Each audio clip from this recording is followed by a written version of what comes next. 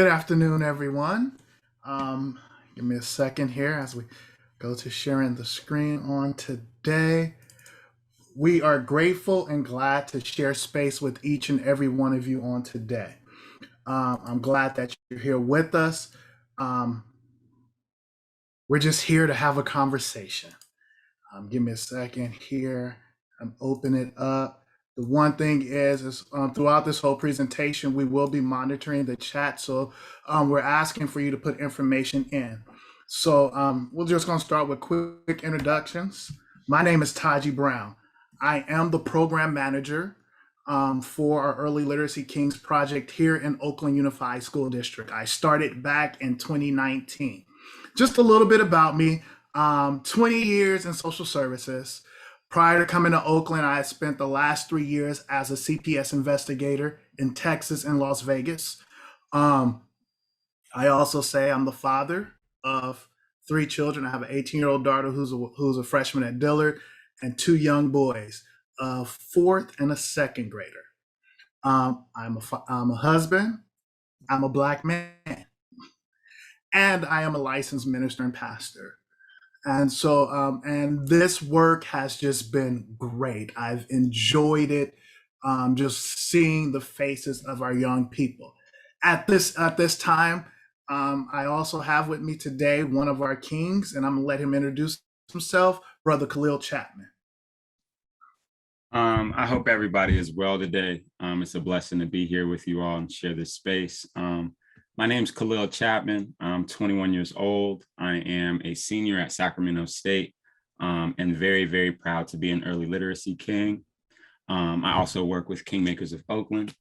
And just a little bit about myself. I mean, my parents, my folks are lifelong activists, lifelong educators, deep in the community work and liberation work. So this is what I've been born into and something that I've made a couple career paths out of. So I'm just very happy and very humbled to be a part of this, to have peers be teachers and people that I respect, and to do this work on a day-to-day basis. So once again, just very happy to be here and to share with you all. And yeah, look forward to getting into it. And so the other thing I would like to share about Kahlil is that is a future superintendent of schools. He will be. I know it. I've shared my passions and my desires for him. And so I know it. Hopefully it's here in Oakland, but mark these words, he will be a superintendent of schools. And we're grateful to have him in our program. So real quick, I'll show you our agenda. We will have a connector. That's going to change a little bit. We've made a couple changes. Then we're going to do an overview of our program. And then I'll talk about how the framing of all that. Then we're going to really go into the work, where you're going to hear from Brother Kahlil, who's going to talk about the work as of last year and now that we're in person. We'll look at a couple statistics and then we'll talk about the supports. But if you at any time you have questions, put them in the chat. We'll be looking at the chat. We'll be able to answer those questions. We want to make this as much of a dialogue as possible. So we did have a connector that was going to be a what is it bag, which is an activity that's used in seeds. However, we changed it up a bit. And so what our connector is going to be is we're going to have Brother Kahlil answer a question real quick, because Brother Kahlil and I share in a similar area. Both of us are graduates of public schools and of private schools for high school. And our theme this weekend is liberty and justice for all. And so, Brother Kahlil, when we talk about literacy, especially private versus public, just give me your thoughts real quick on liberty and justice for all. Yeah, I think, and one before I get to it, this little activity, all it is just to introduce items, letters, or anything obscure to the students and have them be able to relate it to their life, have them be able to say their experiences with it, what it looks like, what it feels like, anything like that. So it's just to introduce students to experiences or letters or objects. But to answer this question, I think you can talk about the student to teacher ratio, you can talk about the expectation, you can talk about the resources, but I think when you have the kind of structure that private schools offer, you're able to create different learning environments for your students specific to the students that you have, something that a big system, big structure, kind of overgeneralized system won't be able to do as well. So I say this to say, I mean, classes look a little different. The expectation for students is different, but that's because it can be. That's because the resources are there. That's because, I mean, it's kind of set up that way. I think without that, there's a spirit and there's a drive for the people who work within a district, the people who work within public schools, to bring that to the schools and be able to want to create different learning environments for your students, because it's in making it different, it's in making it unique. I think it's in making it authentic and one of a kind for that student, and that's a hard thing to do. It's a very hard thing to wrap your head around, and it takes a lot. But I think if we start to diversify what we want that to look like and what we think a traditional classroom experience can look like, yeah, stepping outside of that norm can push you to greater success, to greater engagement and empowerment with your students, to actually get to know your students and build relationships. And not to say that private schools are perfect, because they definitely are not. But there is with those resources and with that level of attention on the students who are most paying tuition or on financial aid, there's that accountability there. So yeah, I think that's the connection that I would make. But I'm not necessarily the expert on all things private school and public. So that would just be my perspective on that.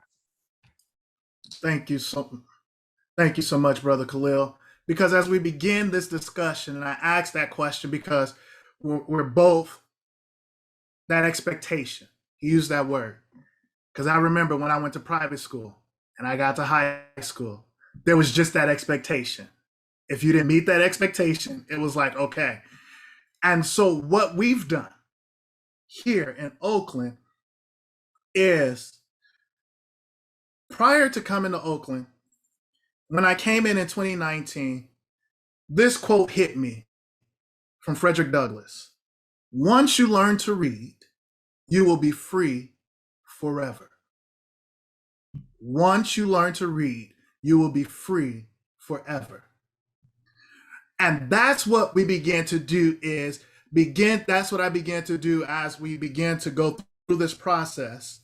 And then the next thing was I began to travel around to high schools prior to the pandemic. And I met with about 100 Black and brown kings and asked this one question: what would your trajectory be if there were more men of color teachers? Every student said, I would be further along in my education than I am right now. And I followed up by, what makes you say that? Their responses was, because it's a man of color especially, they understand me, they provide me with that image, and they can hold me accountable at a whole nother level. And so I began to take that information and began to craft it and began to look at what it is that we were going to do for the Early Literacy Kings Project. Now, on the call before we started, I saw a lot of coworkers of mine that's on the call also, and we started with Men of Color Early Literacy Project. So a lot of people may have heard that name going around, the Men of Color Early Literacy Project. However, the founding kings who came into the program in the first year renamed it to the Early Literacy Kings Project. And so that's the name we've been going with since. But what happened was, back in 2018, the Rainin Foundation and some of OUSD staff went to Washington, D.C., where they visited the leading lab. And they went to visit a program there where were doing the work that we wanted to bring to Oakland, where they were hiring men of color, ages 18 to 24. But in this particular program in Washington, D.C., they were hiring African American men, ages 18 to 24, bringing them in, training them in seeds, and place them into classrooms as literacy tutors. And then also providing them with a lot of supports. But what was happening was they were seeing changes in our young scholars, because you had men coming in teaching a very reading strategies, alliteration, different things, techniques that were taught to them. And so they began to see this. So it inspired us here in Oakland to do this. And so with that inspiration, here I am. Brother Kahlil is here. And we're grateful because we began to work. So the Early Literacy King Project is really kind of two-pronged. But really, our purpose and goal is through establishing a pathway to education careers for young men of color. And then we aim to change the narrative in our education system. So what we're doing is we're trying to bring young men of color in who can change the narrative. Because studies show that it's about 2% in the education field that are men. And so what we're trying to do is we're changing. Now, we used to say create a pipeline. And then this summer we were meeting with another young guy who was helping us as we were doing things. And he said, take out the word pipeline and use pathway. Because a lot of times when we hear pipeline, we talk about the school to prison pipeline, to where it was like a triggering word. He's like, nobody's going to want to look at that, because when they see pipeline, that's what they're thinking about. So what we're doing is exposing young men to the education field. Young men, ages 18 to 24, men of color. All they have to be is a high school graduate. And we're working with them, bringing them in. They become Oakland employees of the district through our grant with Rainy. And so they come in through this grant. Well, let me back up a little bit. I'm trying not to rush through this. We've got a lot to cover. I know there's probably questions, but how we set it up is, so in our first year, we were outreaching to all OUSD students, but then we broadened it to Oakland, anyone in Oakland who's graduated. So we're beginning now to build those relationships with our charter schools and the parochial schools, to where we're bringing in men of color to work in their communities, hopefully. And then what we're looking at is also, if they're coming in from that community, they bring a whole nother avenue with them. So when we look at this work, it's a cascade type mentorship. We have the program manager and the seeds coach. We have the literacy king, and then we have our young scholars. Each individual is receiving some type of mentoring. So on my side, I'm working with them, providing professional development, where this year we've just started a financial literacy course where they'll be walking through that for a couple more weeks. And then the seeds coach is there to provide them with curriculum, working with them through the seeds curriculum and the seeds framework, and giving them pointers and different things. And then I'm also there to be that support. What's going on? Let's talk about it. How are things working in the classroom? How is this working out? How is life going? Because we're trying to present a holistic point where it's not just get in this classroom and teach, here's your students, but we're placing them, but then providing them that support. But then also our young scholars are in there. So now they're seeing these young men coming into the classroom, as one literacy king said, just a couple years away. So they see him as an uncle, a brother, a friend. So that relationship is different. And you would see that. And so when we talk about this cascade mentorship, we're looking at mirrors, windows, and doors. And so we're going to listen to Dr. Bishop as she talks about this, talking about books, and then we're going to bring it back to our early literacy kings. We need diverse books because we need books in which children can find themselves, see reflections of themselves. I wrote a piece, maybe 1990 it was published, which I called Mirrors, Windows, and Sliding Glass Doors. And I think that's really why children need to see themselves reflected, but books can also be windows, and so you can look through and see other worlds and see how they match up or don't match up to your own. But the sliding glass door allows you to enter that world as well. And so that's the reason that the diversity needs to go both ways. I mean, it's not just children who have been underrepresented and marginalized who need these books. It's also the children who always find their mirrors in the books and therefore get an exaggerated sense of their own self-worth and a false sense of what the world is like, because it's becoming more and more colorful and diverse as time goes on. So I think that's why.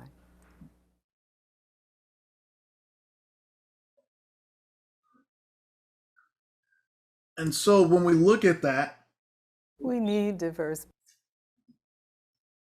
when we look at that, and real quick, to answer the question, a high school graduate or a GED. And the reason that requirement is there is because that is the base minimum here in Oakland to work. So you have to have either a high school diploma or a GED.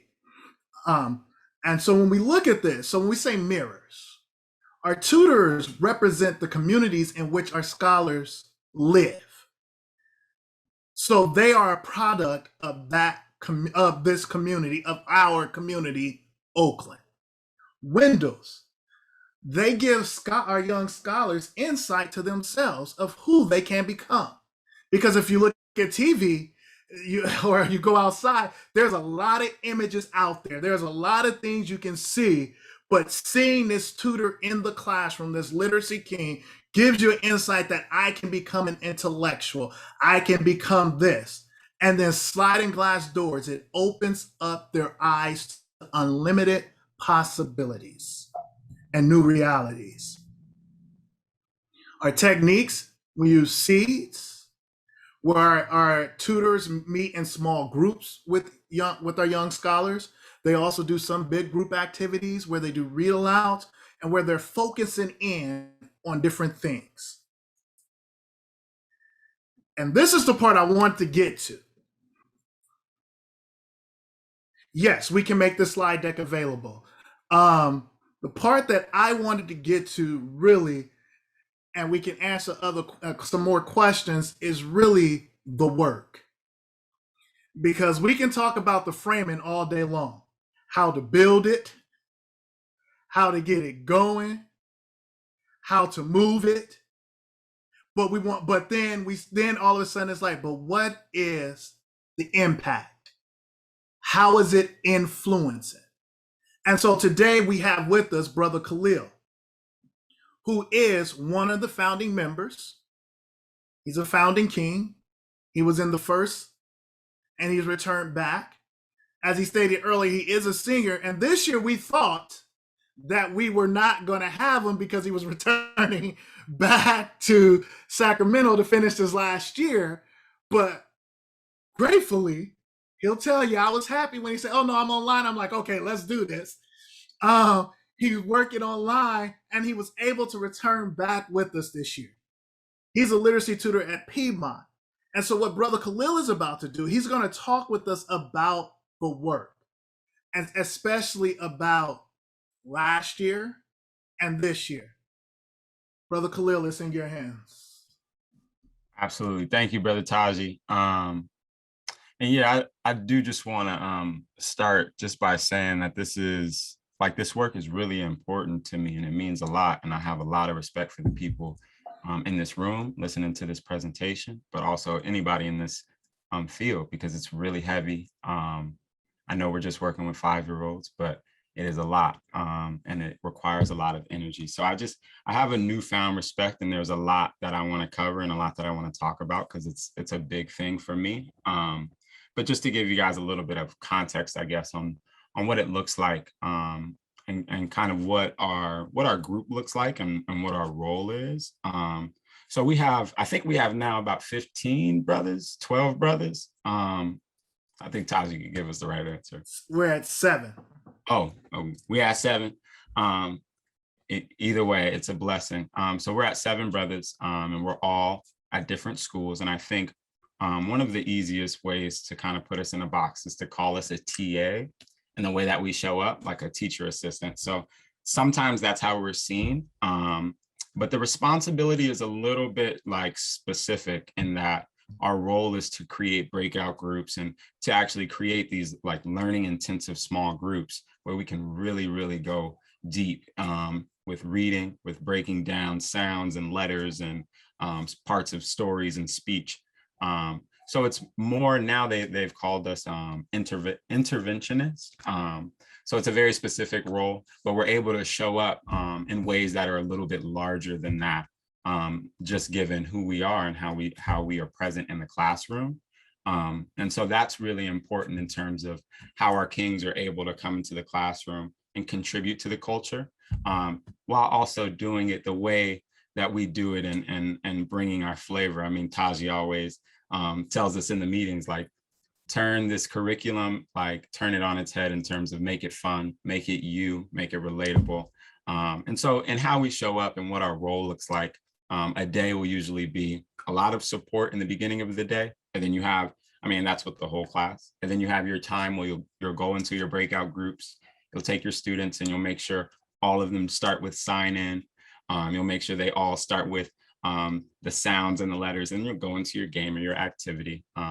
But it's really, really emphasizing and being like a big caricature of loving literature and like really, really thinking it's important and knowing that it's important, just so they start to really pick up on that. I do want to stress Taji's point in how we show up. Like, the relationship that we do build is a family relationship, and all of how we move on the campus is with love and through love.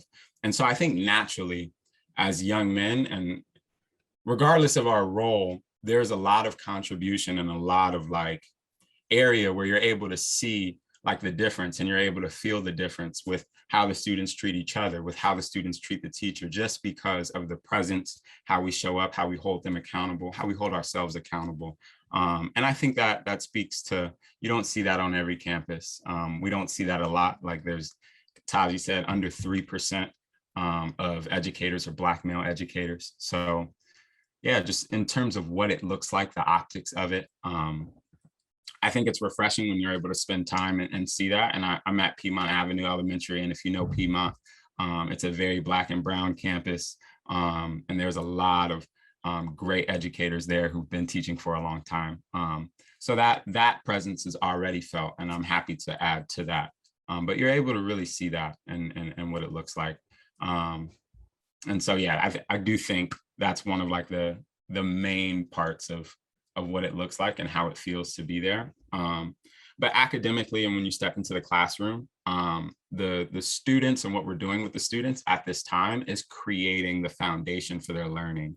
And so this is the most important part when we talk about SEEDS, which is the curriculum that we choose. There is no universal TK curriculum for OUSD. So that is really, really important when you think about how you structure a class and how you get things done. So a lot of what we do in the class with the teacher is building and creating and innovating with the lessons we have and the lessons she'll have from prior curriculum. So a lot of it is creating the foundation for learning. They're 4 or 5 years old. So this is the first time that they've been with other students. This is the first time they've been in a learning environment, especially for the students who weren't able to be around other kids last year, given our pandemic.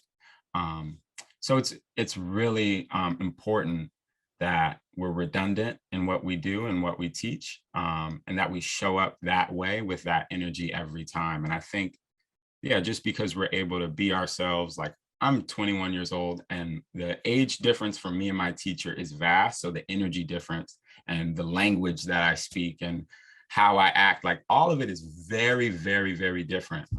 But we move with the same kind of rhythm or with the same beat. And so we're able to maintain the same classroom like environment.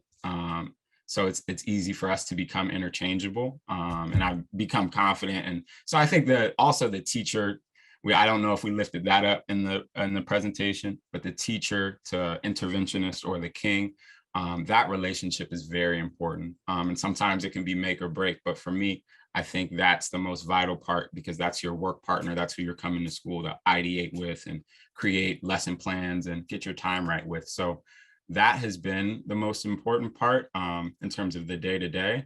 But in terms of creating that school community and being a part of that school community, it's much, much bigger than just coming into the class and helping. It's from every aspect, from becoming a part of the school community by helping out, by talking to the janitor, talking to the principal, showing up at staff meetings. Like there's a way that you can be present and show up and help the school community at large, even if sometimes it's bigger than the classroom.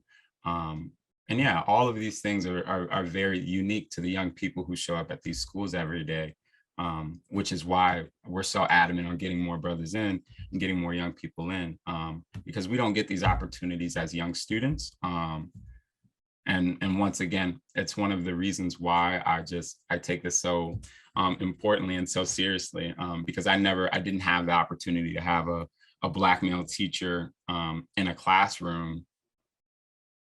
I don't think ever outside of I had an AAMA class that was specific and kind of pointed to that in middle school, but outside of that, I had a PE teacher. So it's important for me to be there and be present for the young people and the 5-year-olds and be able to be myself and actually show them what a strong Black male looks like, but one that values all of the things that we naturally should value and hold important to us. And so I want to move back just a little bit. I started last year virtually, and I think we all know that was an adjustment. The one interesting thing though was that like these young folk, 4 and 5, were able to navigate Zoom better than almost any meeting I was on with adults. Like they would just hop on and it would be good. They're like, Mom, I'm fine. I got my thing. I'm a type whatever I want. We had to disable the chat. We had to do a whole bunch of things because they knew exactly what they were doing. With that, it was very interesting being an interventionist and having things being very specific in what I taught. Going through the day-to-day, they were able to pick up and take note. And so it just showed me the importance of leveraging technology with these young students as they're on their iPads and getting on the computer on YouTube. Like they know how to navigate these things in ways that sometimes we don't. And so leveraging that to really connect with them is a huge factor in just growing and improving and building those building blocks for language foundation, reading. So yeah, and the other part of just the virtual setting is the adjustments that teachers have to make and the scheduling and having young people on Zoom from 9 to 2 or whatever the allotted time is. That was a big factor. And so in contrast to this year, I think there were a lot of adjustments that schools had to make coming back. And for the young students coming from preschool or not having any prior school experience at all, it was a huge, huge shift for them. And there are a lot of conversations with families. I think Julia said it at the when we were having a conversation that sometimes, or I think she might have said it at the top, it's hard for our families whose students may not be ready for school, who need that extra support. And so in showing up that way for our families and being able to have them know that I'm here to help your students learn, but I'm also here just as a member of this community. And how we support our students. There were a couple students in my class this year that need that extra support, that are hands-on kind of 24/7 students. And so for us, I'm very happy to be in the class, to be that extra support for my teacher. But for other brothers in the program, like that looks different at different schools. And so that relationship with the people on the campus, how they show up, like all of these things that we talk about, all fold in to the everyday, the day-to-day experience. So yeah, that's that on that point. I want to move on to the next one. I don't want to extrapolate too much. But really it's just loving literacy. I brought along one of my favorite books, and if there are folks who have older students, Children of the Blood and Bone is a go-to for anybody who's got an older student. I think falling in love with reading, falling in love with like getting to know, and like whatever you're into, just diving fully into it. With 5-year-olds and 4-year-olds, man, they're so excited. If they like spaghetti, you can make a spaghetti song and rap it at any time and they will turn up. And so it's like, how do you leverage all of these things about their life and what they love to do to fold it into any experience you need to? And so if that's being safe on the playground and we need to sing a song to be safe on the playground, like that's what we have to do. But for me, it's about memorizing letters and getting to know parts of a story and reading. So it's kind of a day-to-day challenge to come up with creative ways and innovative ways, but also just who we are, and tapping into what the students enjoy and what they love to do, and being able to push that.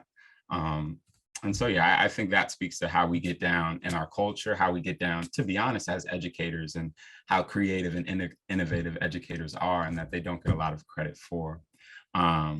The last point, just about kind of the brothers in the program, and something that I've really come to appreciate about the young people that I've been working with, is that, and I actually saw this quote watching something, but they said Black people, I'm gonna add Black and brown and our people of color, but Black and brown people as extraordinary and normal at the same time is quite revolutionary. And so I think in being yourself and understanding who you are and whose you are, and understanding your history and understanding what brings you to the space, I think we're able to provide and do service for our young, and be able to focus and hone in on areas we need to grow and areas we need to come together. And so I think the perspective sometimes can be much bigger than what we do in the classroom. Yeah, but I think it's been a transformative experience for me, a very liberatory experience for me. And I'm just very happy to be recruiting more Kings, getting more people into this process, because students deserve an extra teacher in the classroom who really loves them, who really cares for them, and wants to pour into them and make sure they have everything they need to move on to the next step. So with that, I'll swing it back to Taji, or if we have questions or things we can lift up in the chat. I know Taji's been monitoring the chat. Definitely want to do that now. But thank you guys for lending me your ear for a minute and letting me explain the process and what it looks like. And Brother Kahlil, there are questions in the chat that we will be answering in a few minutes. But can you, now this is on the spot, give us a sneak peek of like a song or coming together that you do with our young scholars in the class when you're meeting with them? So there was this, and sometimes I do these old like camp songs, but there was this song we used to do in this YMCA camp. There's a Bazooka Zooka Bubblegum song that I bring in. But the other one is like, I said a boom, chicka boom. And as soon as I do that, oh, it's over. Whatever we're doing, if they're playing and we need to clean up, it's over. If they're writing and we're about to do something else, we do that and it's over. So sometimes it's just the energy. I don't even know if they know what boom, chicka boom is, but I bring that energy. And oh, I see Emily hopped on. I want to give you a shout out, because just learning the strategies and how we kind of pull them together. I love doing that. And yeah, you kind of just dig deep into what made you interested in that stuff, or what brought you in as a kid. And I do that. So I also write little raps and songs for them too. I won't do that here because I don't have them, and they're also a little funny and embarrassing, but I'll pass it back to you. Thank you. I'm just if there's questions, feel free to drop them in the chat. Now, Kahlil, because last year online, and I remember the conversation we had where you were working with students online and then they came back into the classroom. What did that look like? What was that challenge like? Um, hmm. So a couple of things. As I think it's really important for us as like educators in the whole group to just like be able to talk about like what they missed, like what they didn't get. And not that they always get that as young folk, but like really being able to address that. And like we have to teach different and be different. And I don't know, you can't put a square into a circle hole. And I feel like now that's what we're trying to do because there was a big shift, you know. And so yeah, I think they understand that as students, and that's kind of the thing. A lot of them missed opportunities, so it's the first opportunity to be with their friends, to be in the classroom. And some of them, you know, have more energy, have less energy, enjoyed virtual more, or enjoy being at school more. So it's just a very different and mixed approach. And sometimes I think, and it's not like we can always just stop and just talk all day, but I do think it's necessary to be able to address that as school communities, as staff, as educators, co-creators.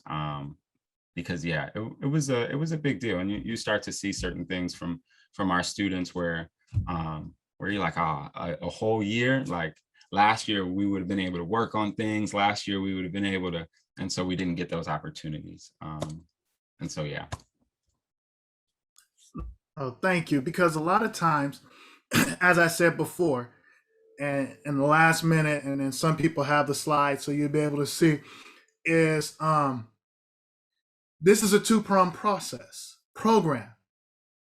First, recruiting young men of color because we want to get them into the education system, and so getting and bringing them in, they're learning seeds, they're learning to work with our youth, but at the same time, working with them to keep their identities.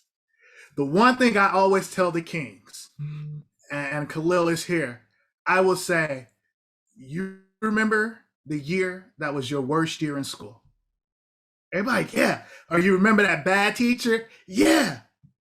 So what I want you to do then is do everything you wish they would have done and give that to our young scholars. Well, Taji, you can't. No, no, because we have to rethink how we're educating. We have to rethink how we're doing all this stuff. So what we have is we have young kings coming in who have not been in the classroom. So like when we talk to Seeds, because there's other tutors in the district, and when I was talking to Seeds, the first conversation I had with Dana, she's not on, but Emily is here. I was like, please remember, they're not college graduates. They haven't taught. This is not what they, but we want to train them. We want to work with them to become. And let's use the skills that they have. Now, the one part we've been blessed with is that every king who's come into the program has worked with young people. Several of our kings come out of our African American Male Achievement, our MDP program. We have one Latino king who is phenomenal. Phenomenal. To where when he's, come on, Kahlil. Yeah, I do want to lift up Edward. And I was actually able to just connect with Edward because he started first, and I started second. And I think on those early meetings, we were able to, he was able to give me some game and some strategies, but Edward was able to tap in with our families or his families at his schools and in extraordinary ways, being a Spanish speaker and being able to like build that relationship and that trust. I mean, yeah, it's just like talking to Edward, you can feel that and you can see the impact that it has because that's important. And when you see that and you're not able to provide that, all you wish you had was a brother on your team or a sister on your team or somebody on your team who was able to connect and build with those families. So I just want to give Edward a shout out because he does great work. He does excellent work. The first day in class, the second day, the attendance went up and maintained the remaining of the year. the first day because he was able to build that relationship. And by him being bilingual, what I love is he's able. So if a student says, and y'all forgive me, I'm just gonna, I'm gonna probably butcher this, but what I love is if a student says a word, a letter back in Spanish, he replies back in Spanish. I'm not gonna do it. I'm not gonna put myself out there. But he replies back in Spanish, but then provides it back in English the right way. So he never tells the young scholar, no, you're wrong. He reinforces the home language and then confirms it and corrects it as we would use corrects it in English. Because what he's doing is, this is what we're looking for. So even though you're saying it that way, let's do it. We're going to do it this way to where it invites that love, where that's one of our key things is loving on our young scholars. So what I want to do real quick is I'm going to go back to sharing screen. There's also some questions in the chat that I don't know if we got to. I'm about to get to a couple of them. For sure. Here, let's just go ahead and answer some of these now. Let me cancel this out. I can ask this one. It's a little further up. It says, how do you recruit young men into your program? I don't know if you spoke on that yet. Haven't spoke on that yet, but let's go with it. So how we recruit is we reach out, we send a blast to all our OUSD faculty. This year, we even sent blast out to our community partners. I sent emails out to our charter schools requesting if they had any kings that they would like to, who they thought who would benefit from the program. And so that's how we do it. We're also putting information at the churches. Next week, I'll be going putting flyers up at barbershops. So it's really getting out in the community. So if you know, I'll throw it in. If you know anyone ages 18 to 24 who is a graduate, who is a man of color, you can, I have to look up a number. I'm gonna give you a number to where you can have them text me, or you can have them email me so that we can, because we have slots available still. We're still looking for tutorers in Oakland, not just in our early literacy king, but we're looking for tutorers. And so I saw a question about, real quickly, I'm going back up. Where did you go, sir? Where did it go? How much of the need in OUSD is being met by this program? You mentioned 7 kings. How many classes could use this program?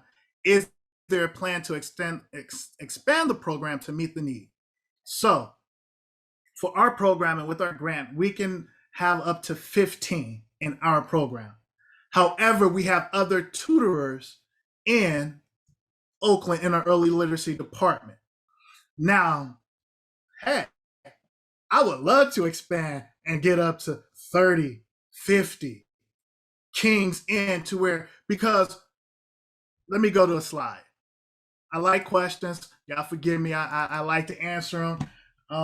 Let me go to where it is. This slide here.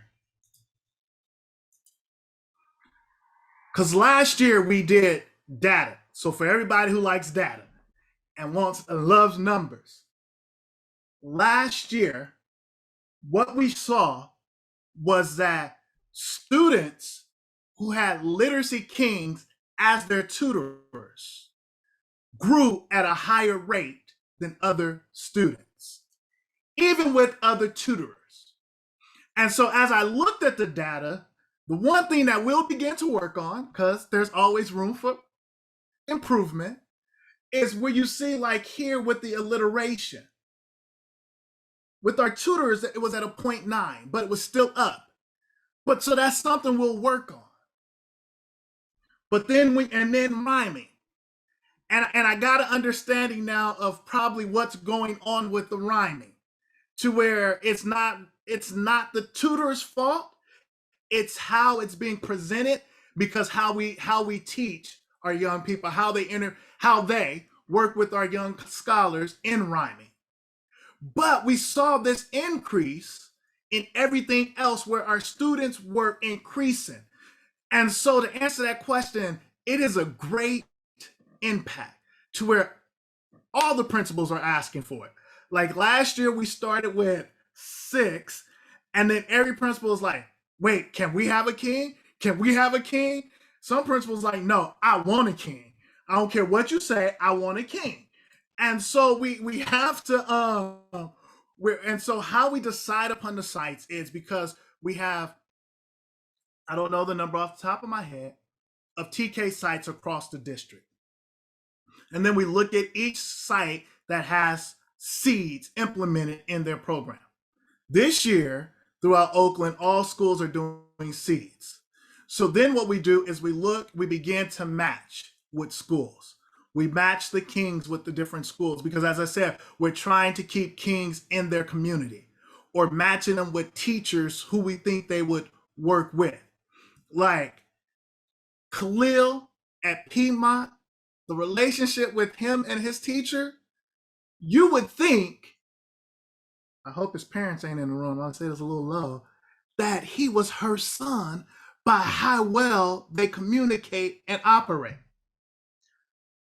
Like, I go in and talk to them, they're finishing each other's sentences. They have that relationship and that respect.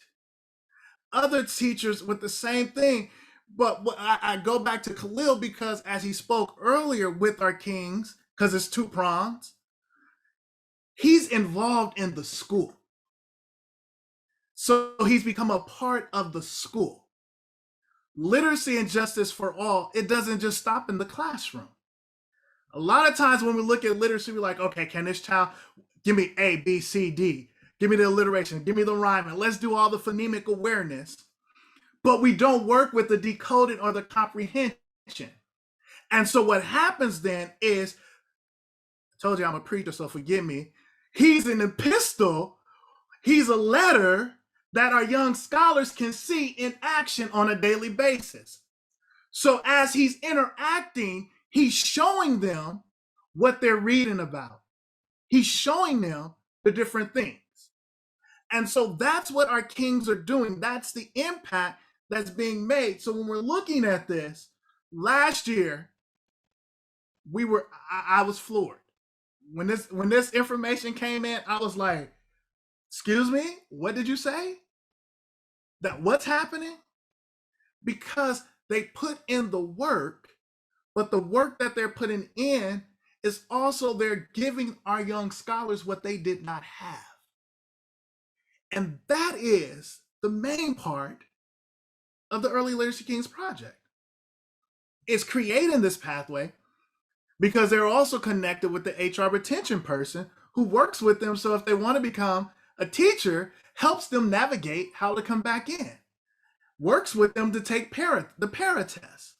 So we have all of this, but this is really the data from last year where it's showing that they are learning.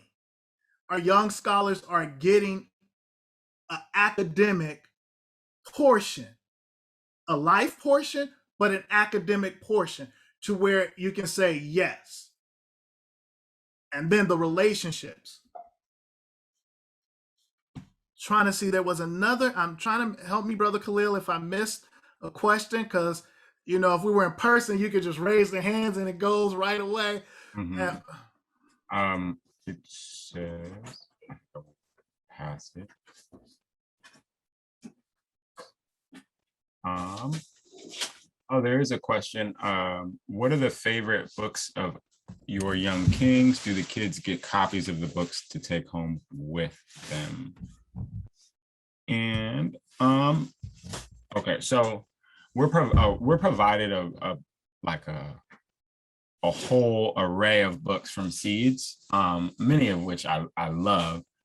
So we were able to like have those and have the vocab for those and be able to prep and do lessons with those, and show up to the classroom and read those to the kids. The kids don't get copies of those books though.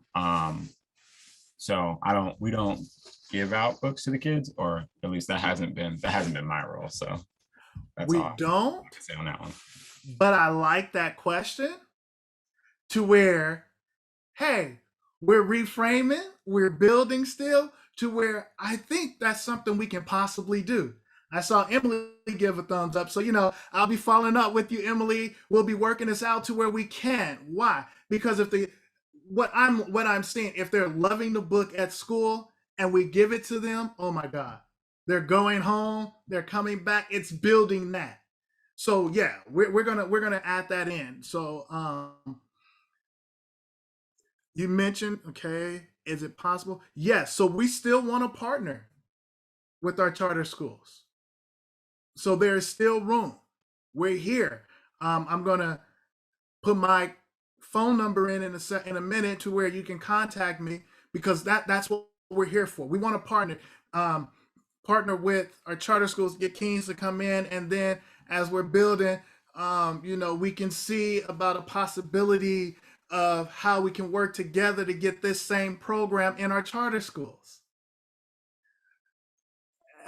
How we can do so. This is the thing. Yes. Here we go. Quotes. I guess the business. Can you read them for us, Kahlil? Absolutely. I guess the biggest success is just being consistent and maintaining and creating positive relationships with the scholars, despite the fact that we're over Zoom. I feel like that might have been the hardest thing, joining the classroom so late in the actual semester. I feel like the scholars were going to have a hard time really just opening up to me, being comfortable and being vulnerable to share how they feel on certain days, or just showing their creativity, their humor. So I feel like that's been one of my biggest successes that I've noticed, is the fact that I've been able to create some positive relationships with a lot of scholars in my classroom. Did Victor say this?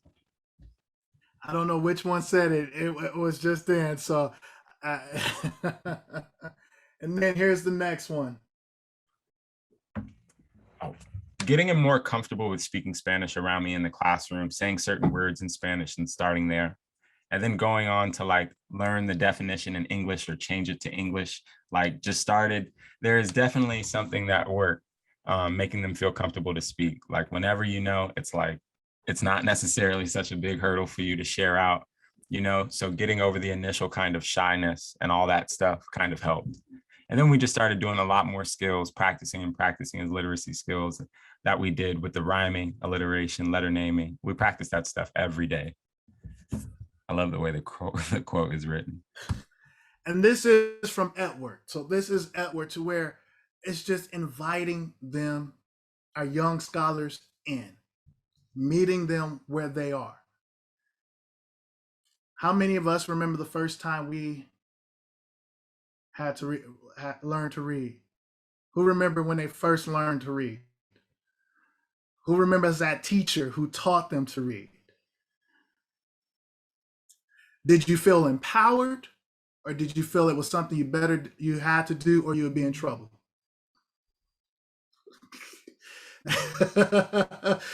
I think her name is Gloria. I have her in my box so I can see her face, because depending upon the family you came from, it was not a choice. It was like, my household, it was like, look, I don't care. You better learn how to do it. But what we're doing is we're making it fun. We're making it inviting. And we're building. And we're giving them the skills that they need. And then our tutors, our literacy kings, these are our next teachers. So they're getting on the job training while they're going through school. So the supports, as I stated before, we have the literacy king, then we have the program manager and a seeds coach. With me, I provide them access to our HR retention department, and then professional development. Through our seeds coach, they're getting PLCs and curriculum coaching.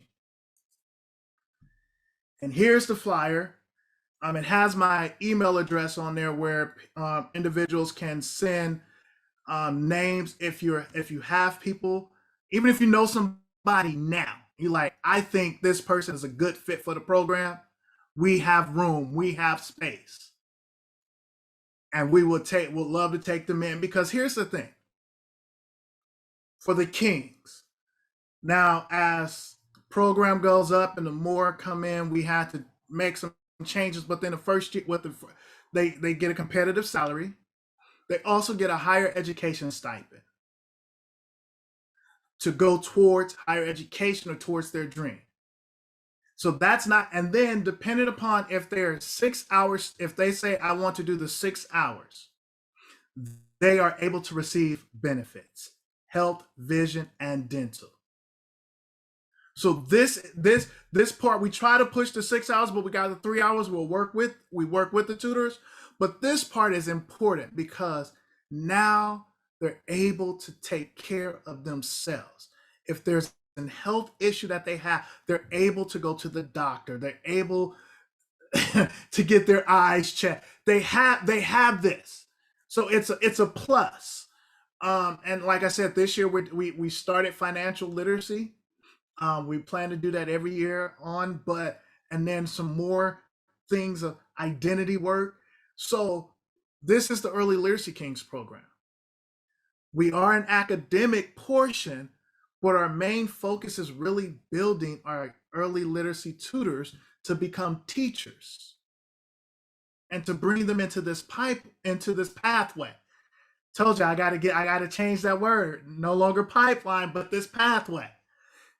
We're gonna kill the pipeline, we're gonna destroy the pipeline, and we're gonna put in pathways and have them become educators, because they are our future. But then also the studies show a male teacher, what that does for our young scholars, the identity,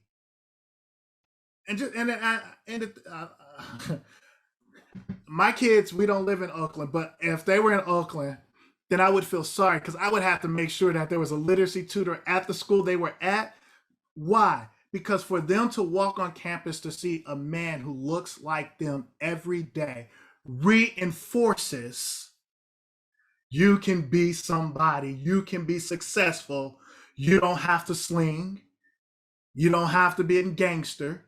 I'm not knocking none of that, because life presents us all with different challenges and people can change down the road. But if we put these images in front of them up front and give them something to look forward to, then they can be like Frederick Douglass. The day I learned to read was the day I became free. Because even though I may be in chains and I may be bound in chains, you can't touch what's here. And as long as I'm able to think it, I can become it. And that's what our Literacy Kings are doing. What is the support path for kids when they move on to the next grades? Do students have early literacy tutors? So here in Oakland, we do have literacy tutors in our early literacy department. What our goal is yes. So the answer to that question is yes. There is somebody at the next level, but our goal is to help that student to the point to where they don't need the intervention when they matriculate on.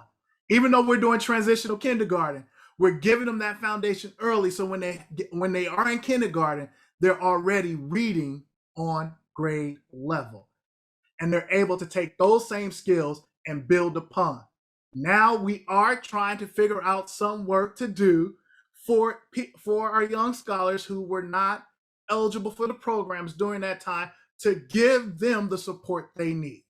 But for our program, our desire is when we finish, you don't need another intervention because you're on grade level and you're able to do it.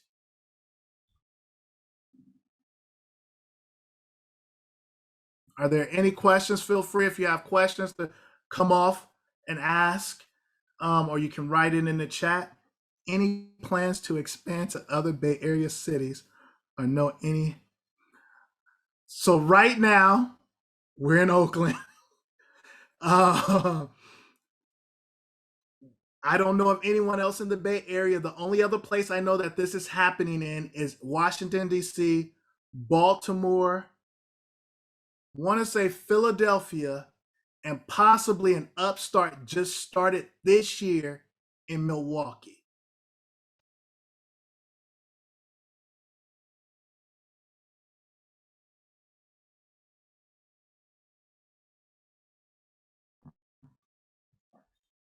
Kahlil, any final words you would like to say?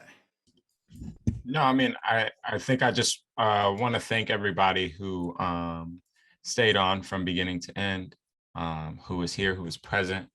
Yeah, I really appreciate it. And I think this program is incredibly necessary because it takes those who are, I mean, furthest from opportunity in this field of work, and provides the opportunity to be in front of some kids and be in front of some scholars. So it's important. It's a transitional or transformational experience for me and for the Kings I know in the program.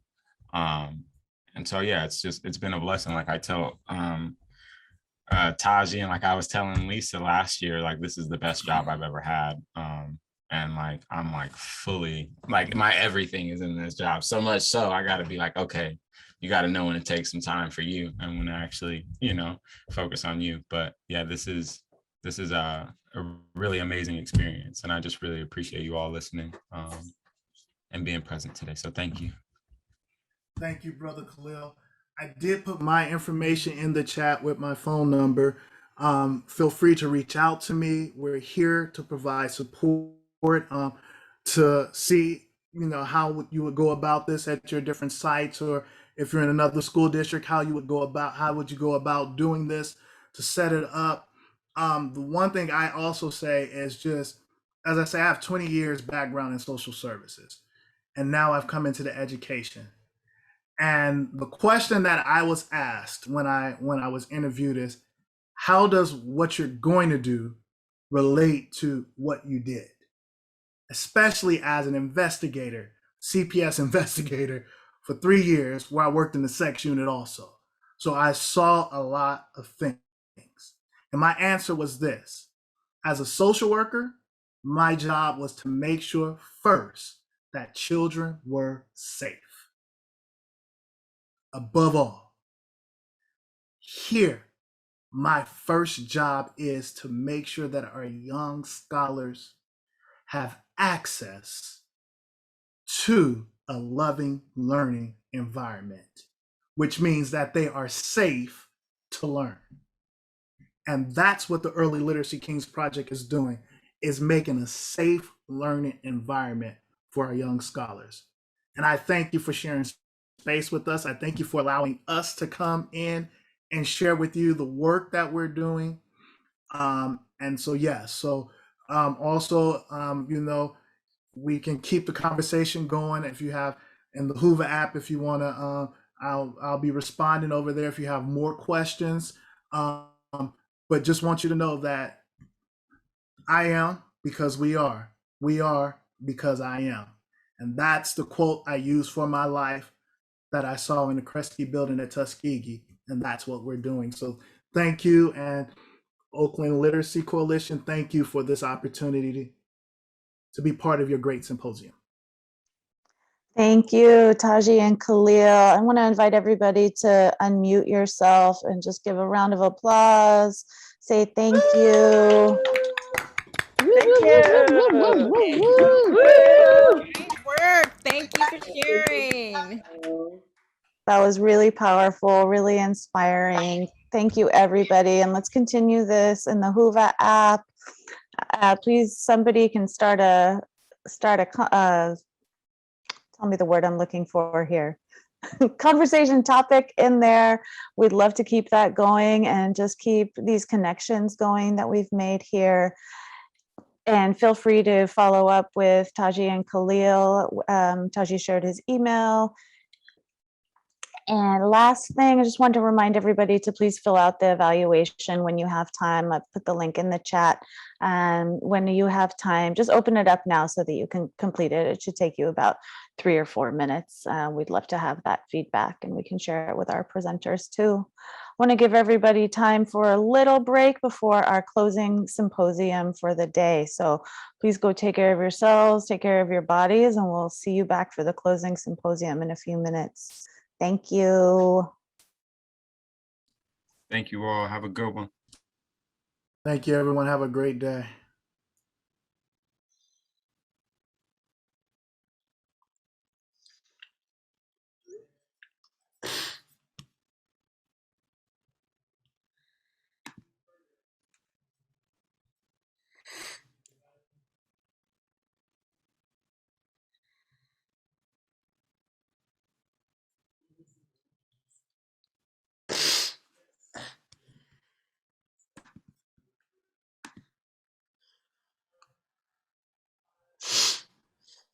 Julia, I will email you about the book titles that I was thinking about. Sorry, I was on mute. That would be great, Emily. Thank you. Yeah, we were just chatting. Kahlil and Taji, we chatted a little bit about whether the Oakland Literacy Coalition can help support with those take-home books. We have an action grant program right now. The applications go until the end of October, but Emily and I will follow up about the scope, what, how much it would cost for the books for the 7 sites you're at, and also for 15 when you fully get all those guys in there. So we'll see what we can do and follow up. And Kahlil, maybe I'll put you on the list to see if the books that I'm thinking are the ones that you're thinking, or if you want to email me the ones that the kids love that we would prioritize. Okay, and there are probably some overlaps for sure. And then I did have so my family is very, very close with Grace Carol Massey, and she does this Akira's books, and they're like pronouns and nouns and like adverbs, and like there are all these like introductory like books that we have, and we have a bunch of boxes of them now. And then I was going to talk to you guys about like what that could look like, because I don't know if my babies can't do this quite yet, but what we could do with this, you know what I'm saying? Yeah, definitely. That's a cool idea. And that seems like would be really cool and such a good idea to give the students out the books that you're reading with them with vocab cards throughout the year, so that they can go home and play with the cards and teach their little sibling and teach their mom and dad all the cool stuff that you're teaching them, Kahlil. So I will send you the list of books that come to mind that you already used, Kahlil. And then I'm asking Dana if we can provide the cards to go with them. Thank you so much. That's great. What great energy you guys had. Yeah. Taji, you have a full another job of, recruiting for the rest of the nation. Hey, Oakland is doing it. Somebody's got to lead. Somebody's got to start it. You did it. Yeah. All right, you guys. Thank you. See you later. Thanks, Emily. Thank you. Good to see you. Bye. Bye. So, go ahead. Is there a different link for the next? I have it. Okay. Yeah. Are you registered in Hoover? It will be in your Hoover app. Yeah, I have it in my Hoover. Okay, cool. Taji, I was Googling the Early Literacy Kings project during this meeting because I wanted to send the application to some friends, and then I saw something about you somewhere, and it said that you're from Menlo Park. Yes. Nice. I grew up in Palo Alto. Okay. Yes. Yes. My parents still live there. Oh yeah, my mom still lives there. So I mean, growing up in that place, I grew up on like the Palo Alto side, and I like my parents didn't have a lot of money, but they scraped and saved and sacrificed so they could stay there, so we could go to the schools there, because they knew they wouldn't be able to afford, and they didn't want us. I mean, they chose to do that instead of sending us to private school. But what you guys were talking about, private school, just resonated so much, because the schools I grew up with were so like, that was just the level. They expected you from the very beginning. I don't know if I would have gone to college, but they were like, you're going to college. That's what you're going to do. And you're going to learn how to write a 5-paragraph essay. And I don't know. That's what got me into education, because seeing the difference between Palo Alto and East Palo Alto, and how racialized that was and how institutionalized that was, is like, it makes my blood boil to this day, that's why I do this work. Yeah, because a lot of my friends, some who because I did the I can't even think of what the thing was, to where even though they lived in East Palo Alto, they were able to go to Palo Alto schools. Mhm. And Yeah, same thing because with some of my friends who lived in East Menlo Park were able to go to Menlo Park schools. But I grew up in the Ravenswood school district, and then left Ravenswood and was blessed to go to Sacred Heart Prep, and it was I like was gonna ask night where you and went. day. Like, Yeah. excuse me, you're going, because the question we never came. So I didn't know what A to G was for a while. Even when I came to them, I'm like, what are y'all talking about? The requirements for, I'm like, huh? Like, you came in, you're on a university path. And if you're like, well, I'm not going to do it, then it's like, this is not the place for you. Right. Right. I don't think I knew what A to G was until maybe my senior year, but that was because somebody had taken care of it for me. They took that responsibility off of us, you know. They were like, here's your classes, no matter what you do, you'll fulfill those requirements. And that's what every kid deserves, you know, to not have to be the one doing the research to make sure they're taking the right classes. And Right. yeah. Palo Alto got sued. That's why some kids in East Palo Alto were able to go, but not everybody, you Well, know. we talk about it to this day, even when we moved back to California. Ravenswood School District. So I'll just say Bellhaven because it's in East Menlo Park. It's a 2 or a 3. Go over the bridge into Menlo Park, and the lowest school rating, if I'm not mistaken, was an 8. Yeah. And it's just over the bridge. Yeah. And we all pay the same taxes. It's a crime. I mean, it's institutional racism, and it's a crime. And the people living on the other side of the bridge think that they've earned it, you know, and that's another thing that makes my blood boil. They think that they, you know, they're smart and they earned it. Anyway, I could go on all day. It's so great to have you both here. Thank you. What I'm going to do real quick, hold on. Where did my thing go? Oh, God. And Kahlil, I want to come visit your classroom. Oh, you are very much welcome to. I don't need to. I just have a like lot of fun. it's so much fun. I love that age. My son, also my younger son, has a TK. It went to TK he got to go for 6 months before the pandemic. Wow. And it was magical, you know, the amount that they learned and did, and how there was still so much freedom and play and things that were good for kids that were allowed. All the singing you're able to do in TK. I mean, really, we sneak the learning in there, but it's really just socialization. We're just teaching you how to be okay with other people in a room. Like, just okay, keep your hands to yourself. Everything else is like, dude, let's have a good time. Like, we're here to party. So Yeah. And they learned so much just doing that. Yeah. So all right. I just dropped in there for you a doc in the chat to where if someone is interested, they can what they can fill out. Oh, great. Okay, I'm going to share this. Thank you. And then so that they can fill that out, and then if you have and if you want to nominate somebody, you can also nominate them. Okay, great. Cool. Thanks, you guys. Hope you have a great rest of the day. We really appreciate it. I'm gonna give you a call in about 2 seconds, Kahlil, for about 2 minutes. Okay. All right. Bye.